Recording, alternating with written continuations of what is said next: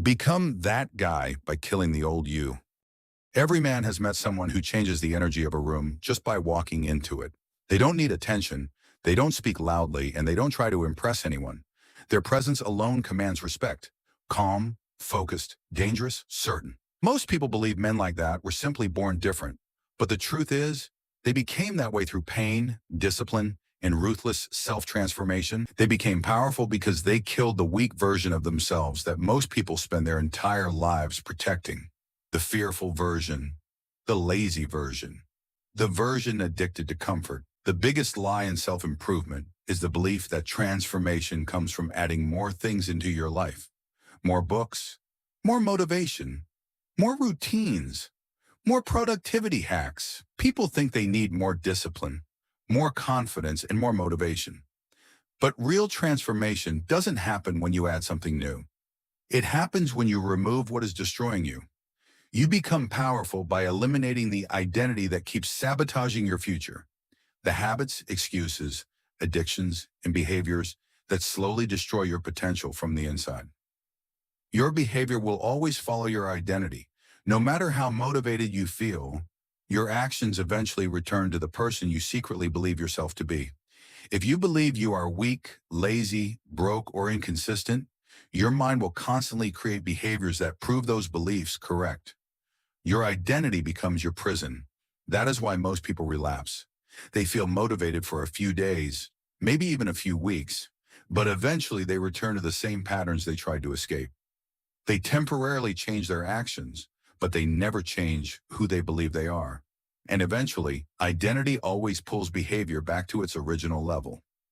When Hernán Cortés arrived in Mexico with his soldiers, they were terrified and outnumbered.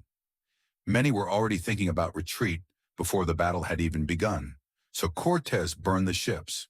No retreat, no backup plan, no safe way back home, because he understood that comfort destroys commitment. As long as comfort remains available, your mind will continue choosing it.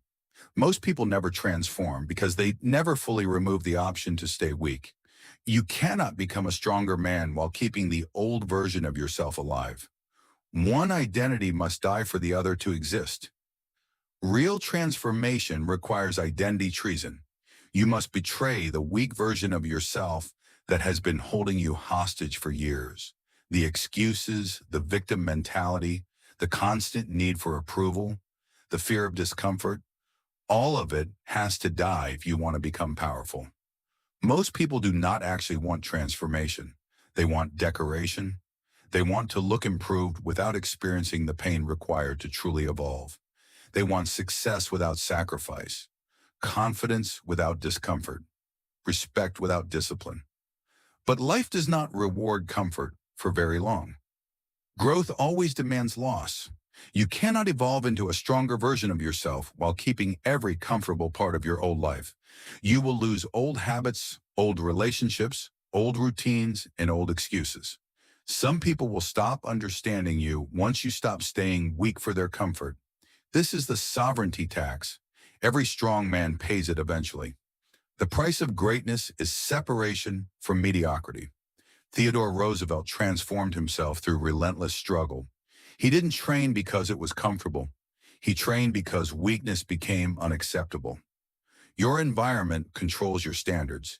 If you surround yourself with distraction, weakness, and mediocrity, eventually you will become those things. If your environment still belongs to the old version of you, then the new version of you will never survive inside it. You need non-negotiables, not goals. Goals depend on feelings. Non-negotiables survive regardless of how you feel.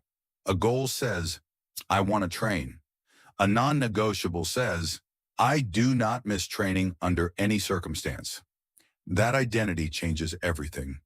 Eventually, discipline stops feeling painful. It stops feeling forced. It simply becomes part of who you are as a man. Do not announce your transformation to the world. Move in silence. Let the work happen privately before the results become visible publicly. Let people notice the change later. Let your posture, discipline, confidence, and actions speak louder than your words ever could. The powerful version of you already exists. You have felt him before in moments of courage, discipline, and truth. The only question is, how much longer will you make him wait? Get better every day with me. Subscribe the channel